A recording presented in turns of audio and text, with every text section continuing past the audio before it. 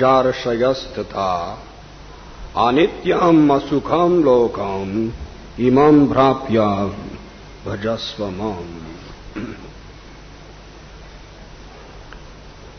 How much greater, then, are the Brahmins, the righteous, the devotees and saintly kings, who in this temporary miserable world engage in loving service unto me. Purport by His Divine Grace, A.C. Bhaktivedanta Swami Prabhupada. In this material world there are classifications of people, but after all, this world is not a happy place for anyone. It is clearly stated here, Anityam Asukham Lokam. This world is temporary and full of miseries, not habitable for any sane gentleman. This world is declared by the Supreme Personality of Godhead to be temporary and full of miseries. Some of the philosophers, especially the minor philosophers, say that this world is false. But we can understand from Bhagavad Gita that the world is not false, but it is temporary. There is a difference between temporary and false. This world is temporary, but there is another world which is eternal. This world is miserable, but there is another world which is eternal and blissful. Arjuna was born in a saintly royal family. To him also the Lord says, "Take to my devotional service and come quickly back to Godhead, back home." No one should remain in this temporary world, full as it is with miseries. Everyone should attach himself to the bosom of the Supreme Personality of Godhead, so that he can be eternally happy. The devotional service of the Supreme Lord is the only process by which all problems of all classes of man can be solved. Everyone should therefore take to Krishna consciousness and make his life perfect. Kim punar brahmana punya bhakta rajarshayastata anityam asukham lokam imam prapya bhavashimam. How much greater then are the Brahmins, the righteous, the devotees and saintly kings, who in this temporary miserable world engage in loving service unto me.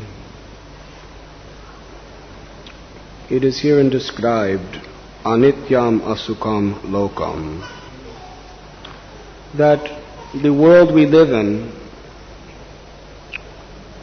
is not a place of real happiness, for the simple reason that the soul is seeking eternal pleasure, anandamayo bhyasat. And this material world is a place where everything is temporary. In fact, everything which is matter is dead. It is the soul that gives life. And that life is the seeker of pleasure, and that source of life, or the soul, can only find real pleasure in its own element, which is eternal. So therefore, the futile attempts to try to find peace in a place where everything is ultimately on the path toward death is possible. And one who takes to such a life is most unfortunate and foolish amongst men. Until we understand the eternal nature of the soul, then it is natural. The only place to try to find happiness is in this temporary place of miseries.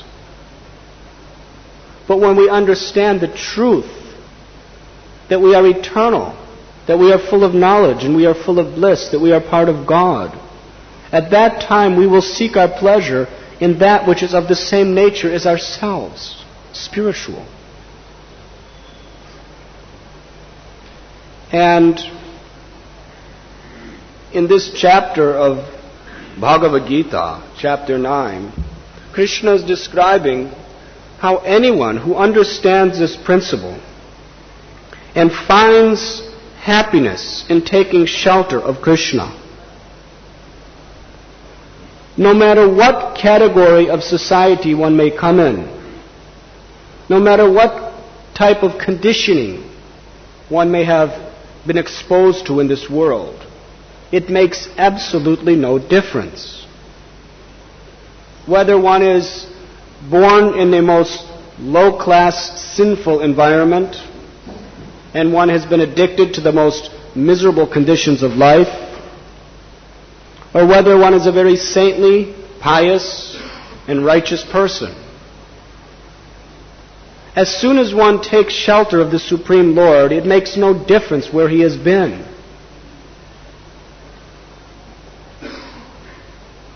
Actually, sometimes, as described in Bhagavad Gita, piety is an impediment for spiritual life. Generally, piety is very auspicious, because through pious life we come to the mode of goodness. In the mode of goodness, there is enlightenment. And in that enlightened state, we can easily understand the necessity of taking shelter of the Supreme Absolute Truth and surrendering.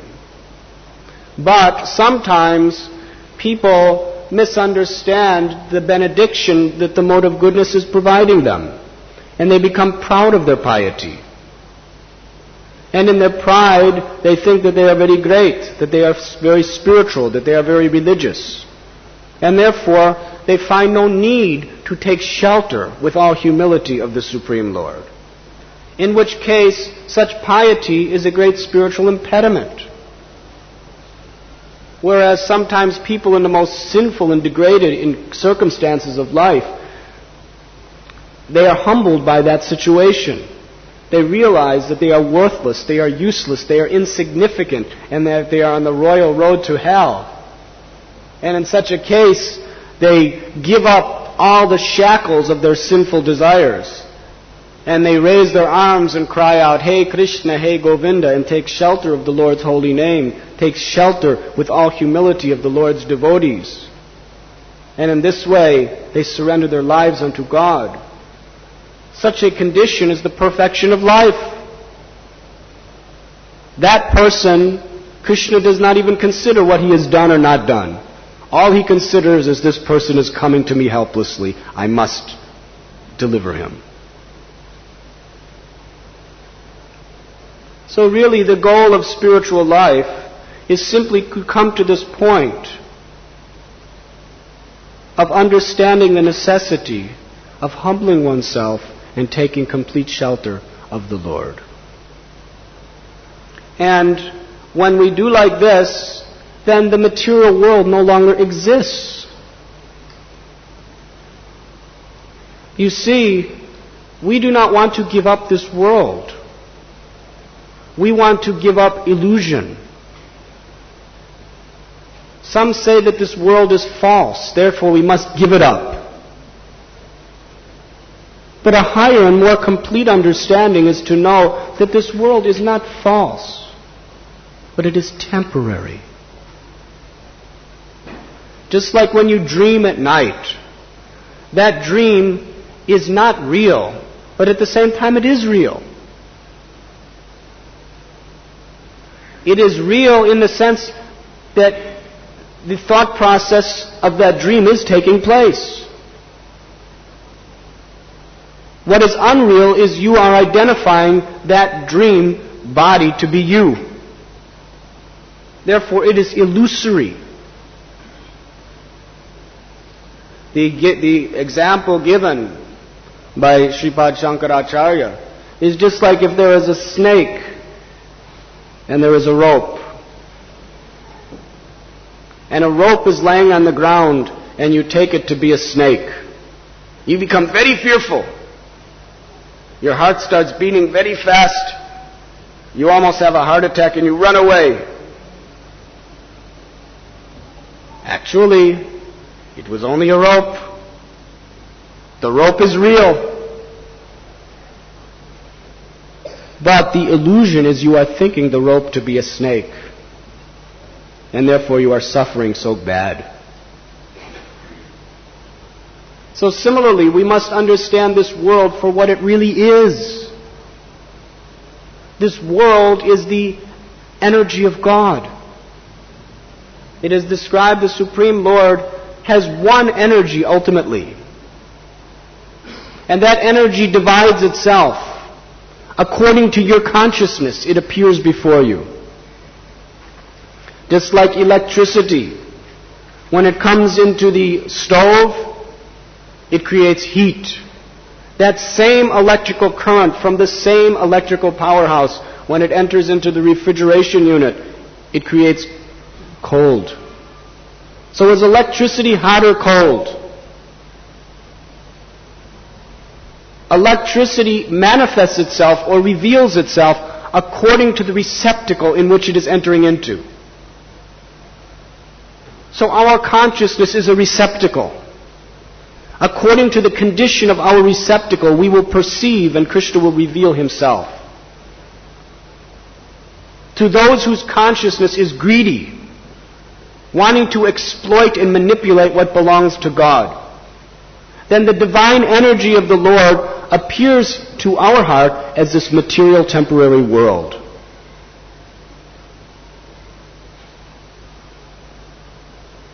Where everything is gliding toward death.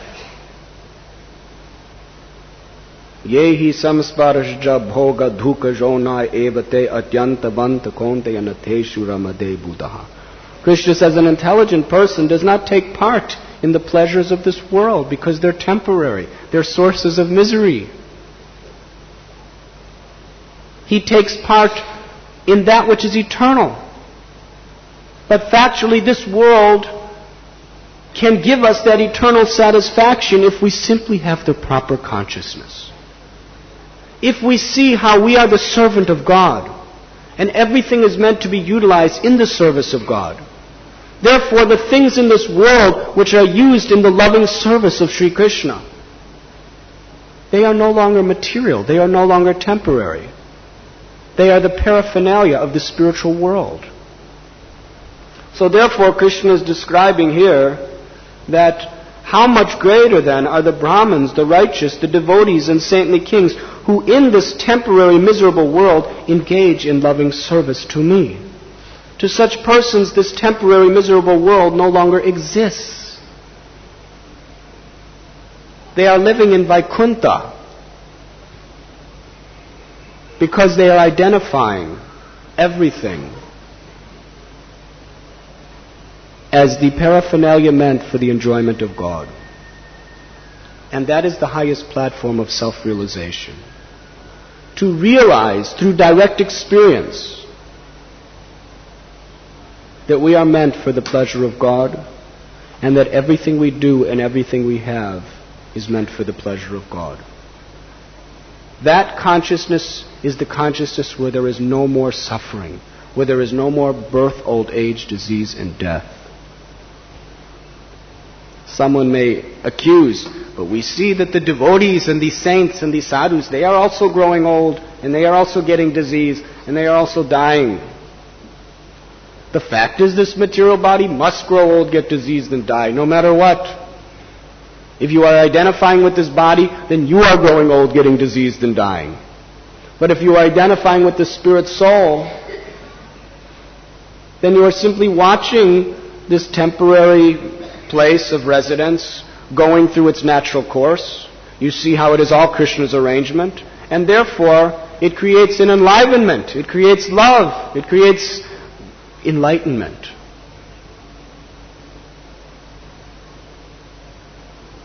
When we find real peace, real happiness within our own heart.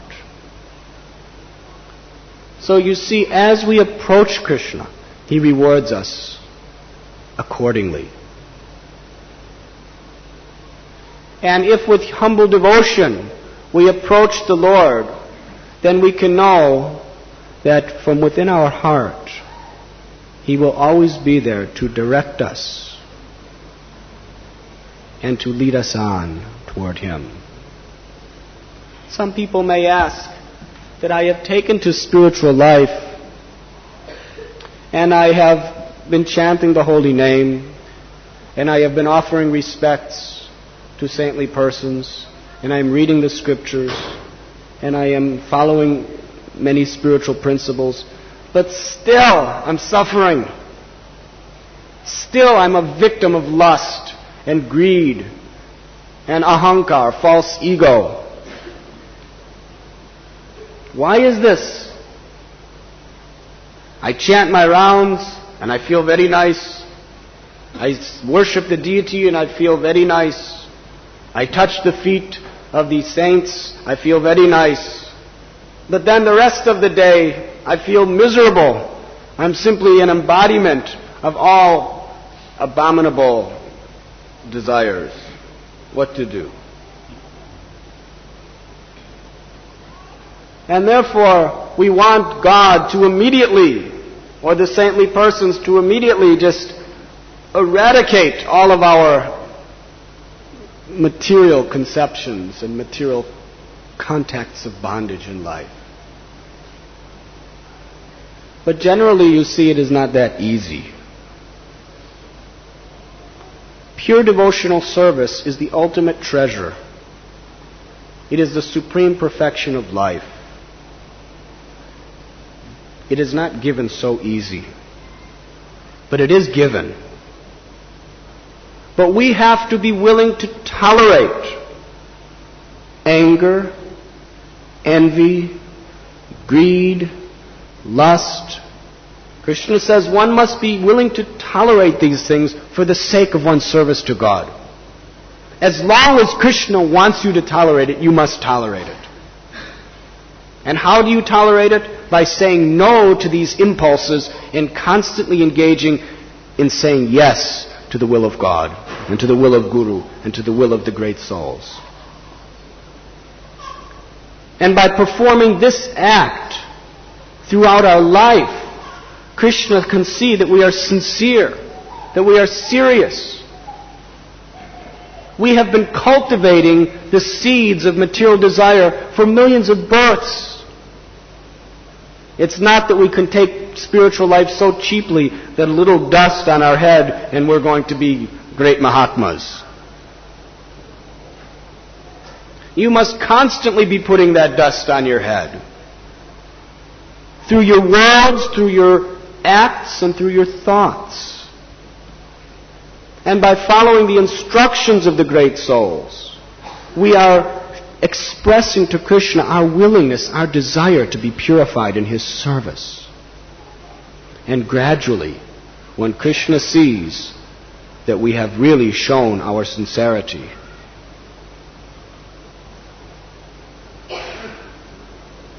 we should not be so impatient. For millions of births we've been cultivating material consciousness. If Krishna wants us to go on struggling for 5, 10, 15, 20, 60 years, it's hardly anything. It's hardly a particle of what we have expressed to Maya through millions of births. But if we're willing to just do that, Krishna will give us everything. From within our heart, He will cleanse all material misconceptions and reveal the true eternal blissful glory of the soul. So we should not be impatient. We should have complete faith that the blessings of the great souls, if it is upon us, we are protected. If the blessings of the great souls are upon us, we should know that we are under Krishna's direction. And He's in charge. All we have to do is continue forward with determination and faith. And the result of pure love will absolutely be achieved by the guarantee of God Himself.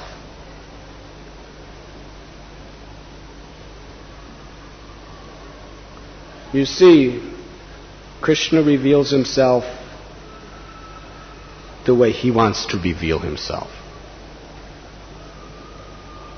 Sometimes before He reveals Himself, He wants to put us in more anxiety than we've ever been in before. It is said in English, the darkest moment is before the dawn.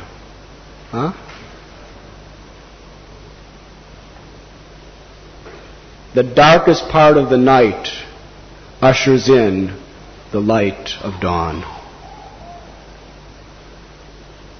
And if you want to live till the sun rises, you have to live and watch all the darkness before you.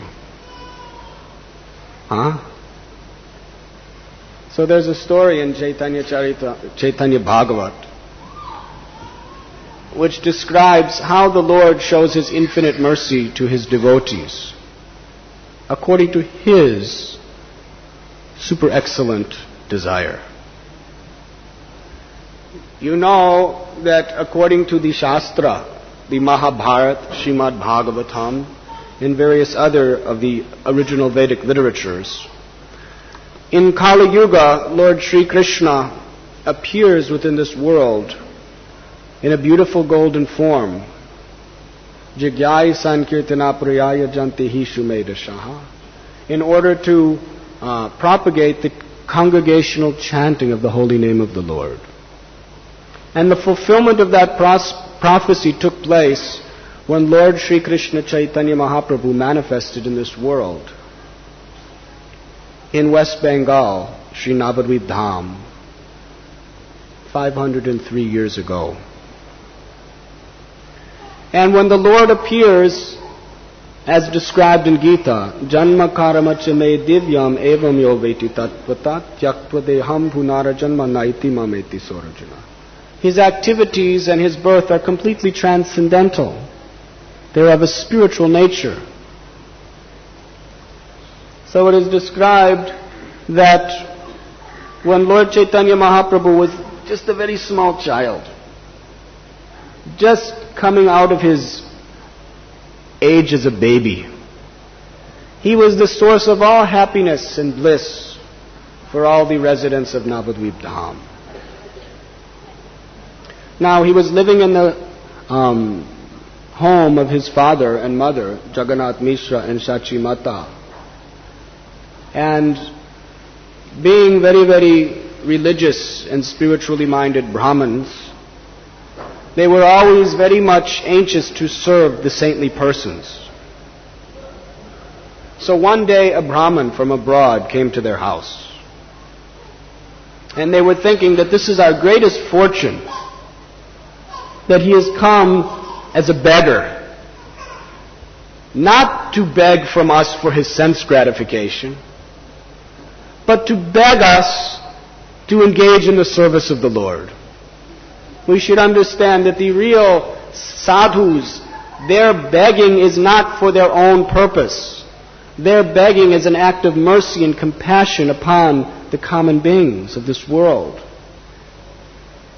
And those who are truly religious in mind, they welcome such beggars as the greatest fortune of their life. This Brahman, he was very, very saintly. He was constantly chanting the holy name of Lord Krishna. He worshipped Krishna in the form of Gopal.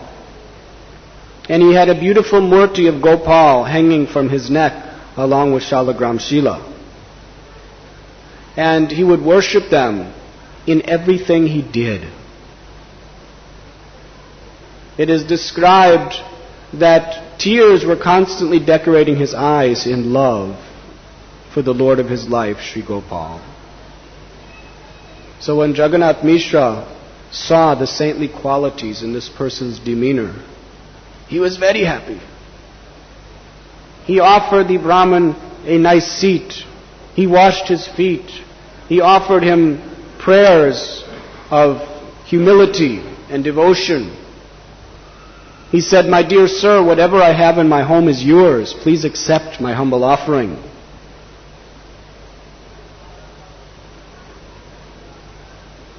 It is only out of great mercy that you leave the dust from your feet in poor-hearted householders' abodes like myself. Notice Jagannath Mishra, who was most learned, who was most pious, he was not thinking himself in any situation but the most humble condition of life. Some people who are very much perverted by the age of Kali Yuga, they think, what are these saintly persons? Why don't they get a job and do something constructive in this world? Huh? Why don't they become businessmen or doctors or lawyers, professional people, and do something tangible? What is this brahmacharis, sannyasis? This is all just laziness and uselessness. Do something for society. Be constructive. If you want to preach, you have to show people that you are a constructive part of society. Otherwise, who's going to listen to you? You're just useless people, parasites. This is the way ignorant people think. But great souls like Jagannath Mishra, he understood that such sadhus, they take to the profession of begging as an austerity, a severe austerity. They could easily be enjoying life like us, working hard for sense enjoyment, having nice children, having nice families like this. But they are renouncing all these things to take to the occupation of a beggar only to give mercy, only to give God's grace to the world. Therefore, we are the parasites. Only the saintly persons are not parasites. Why? Because we're constantly sucking God for our own sense gratification. Right? That is a parasite. God is the controller and owner of everything.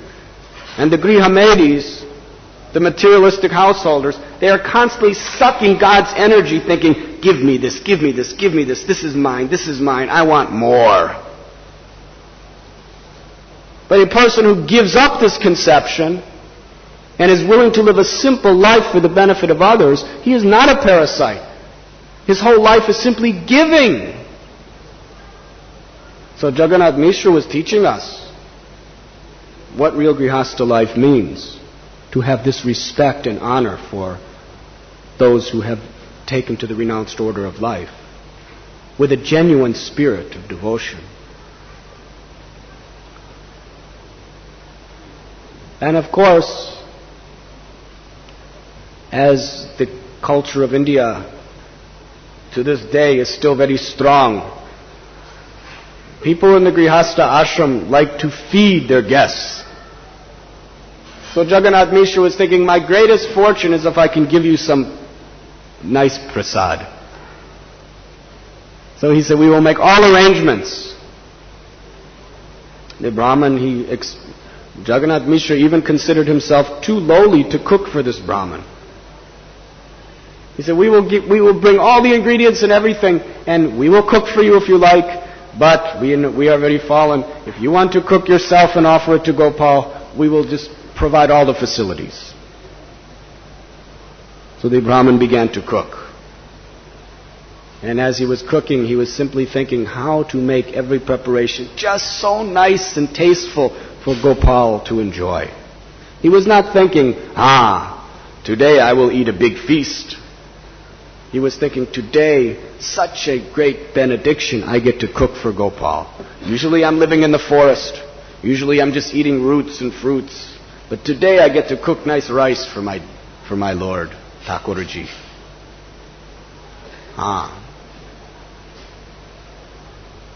So he finished his preparation, and then he put the preparations on a nice thali, and he began to meditate and chant the names of his Lord, inviting him to please come and enjoy this food.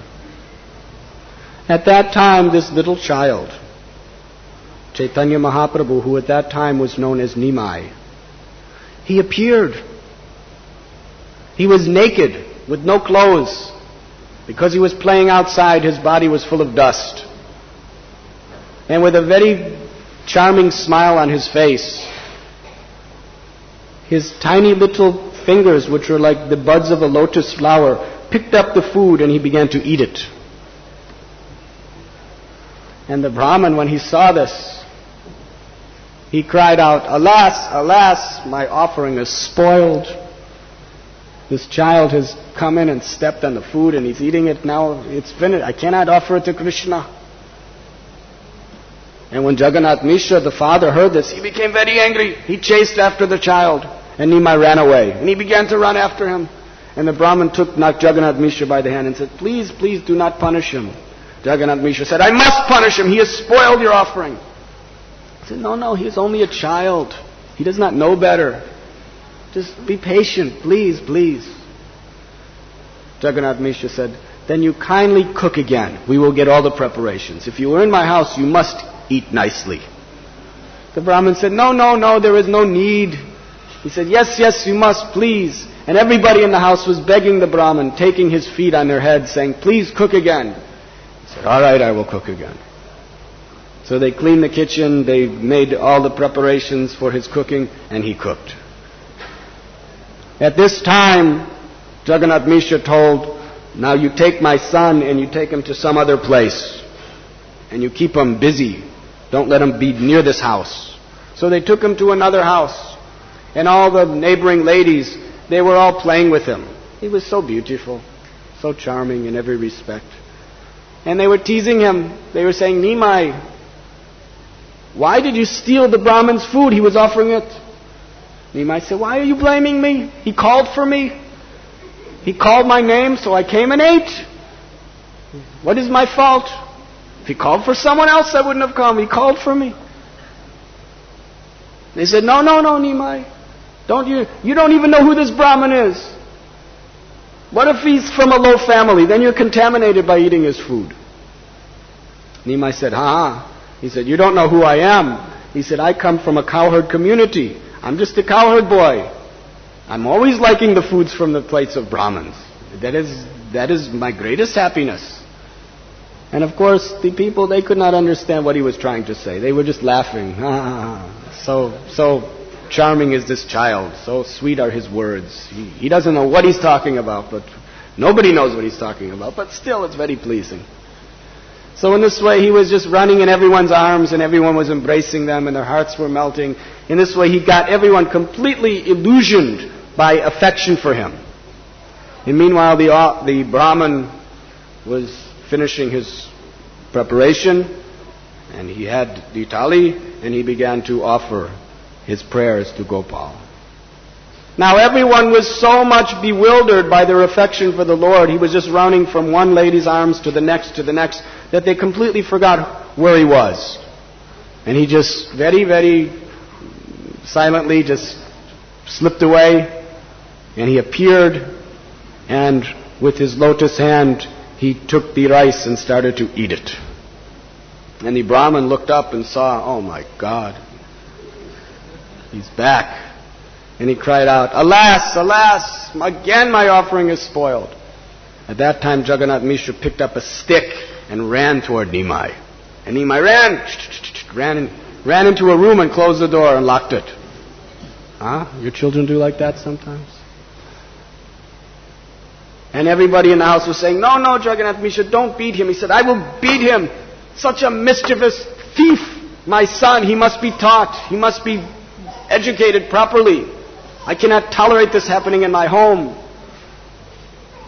And in this way, the people were imploring him, he's just a child, please. Beating him will only make it worse.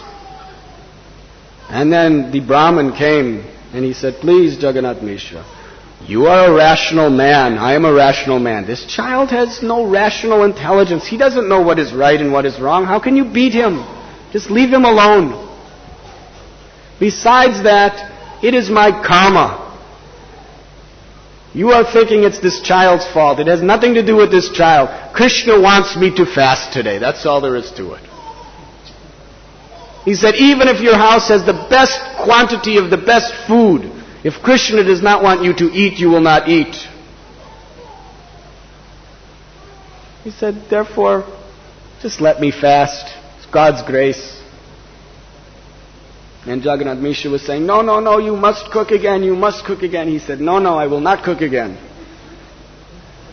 At that time, Jagannath Mishra was so much in anxiety that he just sat down on the floor with his head in his hands, just lamenting what offense had been committed to the guest that came to his house. He was just an ocean of sorrow. At that time, Nimai's elder brother, Vishwarup, who was an incarnation of Balaram, he came into the room. He was so beautiful. His countenance was like the rising sun. His eyes like lotus petals. Every limb of his body was perfectly attractive to the senses, to the heart, and to the soul. And when he would speak, he could only speak the glorification of Krishna. And his words were like nectar to the ears. And when the Brahmin saw Vishwarup, his mouth just dropped open. He was struck with wonder. Never had he seen such beauty in his life. And then Vishwarup bowed down to the Brahmin and took the dust from his feet upon his head. And he said, "My dear sir, we are so fortunate that you have come to our home, our humble home. You have agreed to bless with the dust from your feet. When a great soul comes to the home, it is the supreme auspiciousness for that home. But I know what has happened. If you do not eat today, it will make our whole household inauspicious. So kindly, please, cook again." The Brahmin said, "Krishna does not want me to eat. It is His will. He is the supreme controller. Just bring me some fruits, bring me some herbs, bring me some vegetables. I'll eat whatever you have, but it's already 1:30 in the morning. How can you expect me to cook again?" At that time, Vishwarup took the feet of the Brahmin and held him with great devotion and said, "Please, it is not too late. For the sake of delivering our household, cook again." And the Brahmin could not refuse the loving request. And he said, "All right, I will cook again." At that time, they made all the preparations, and he started to cook. And Nimai was locked in the room, and some people said, "Why don't we tie the door so he can't get out?" And Jagannath Mishra said, "Tie the door." And he stood outside the door with a stick. And then Nimai fell asleep. He was a little child. It was already very late at night. And they said, "Jagannath Mishra, there is no problem. He is fast asleep." And the Brahmin was cooking and cooking. And then, because the Lord is the supreme controller of all controllers, He is within the heart of everyone, He caused everyone to fall into deep sleep, except the Brahmin. And he prepared the offering, and he began to chant the mantra to Gopal, begging him to humbly accept his service. At that time, the child Nimai appeared right on his plate and began to eat the food. And the Brahmin, exasperated, he just cried out, "Alas, alas! Again my offering is spoiled." And Nimai looked at him and he said, "My dear Brahmin, why you are in so much anxiety? You are calling me and I am coming." He said, "Don't you know, whenever my devotees request me with great devotion to accept their service, I always accept. You are such a pure-hearted devotee. How could I refuse you?" He said, "My dear devotee, know that I am the Lord of your life, Gopal."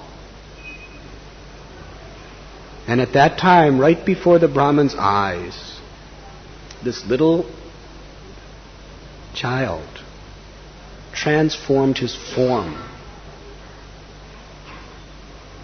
to that of the Supreme Lord Hari. He appeared in a most remarkable way,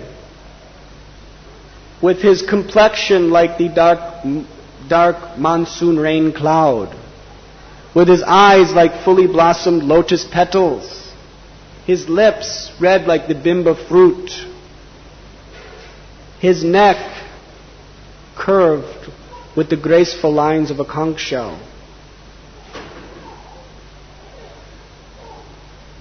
He was wearing the beautiful Vajjayanti garland, which was coming down below his knees. And there were beautiful, beautiful jewels studded with the most elegant gems. And this form appeared with 8 arms. 4 of them were holding the conch shell, the disc, Sudarshan Chakra, the flower, and the club. One of his hands was holding a pot of butter, and the other was eating, using that hand to eat the butter. And the other 2 arms were playing upon a flute. When the Brahmin saw this form, he was struck with wonder. There was a beautiful crown on his head, bedecked with a peacock feather. And then all at once, the whole house, the entire atmosphere was transformed into Vrindavan. There he saw the river Jamuna. And he saw the beautiful Kadamba trees, filled with celestial birds, singing and chirping the glories of the Lord. And then he saw unlimited cowherd boys playing with their cows, and unlimited gopis simply chanting the glories of the Lord. The entire spiritual world was revealed before him.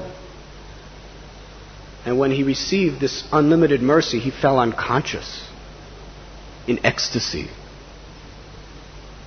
And Lord Gaurasundar, with his lotus hand, he touched the Brahman. And when that touch came upon his body, immediately consciousness came back. And he stood up, and again he saw the land of Vrindavan, and he saw the beautiful form of Sri Krishna.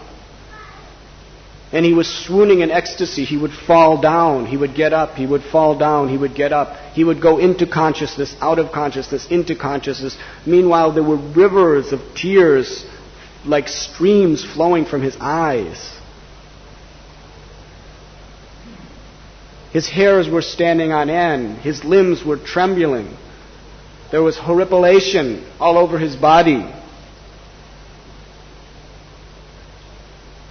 Just like high tide and low tide, there was just waves of ecstasies just going up and down every atom of his material frame, his physical frame. In this way, his heart was just enraptured in love.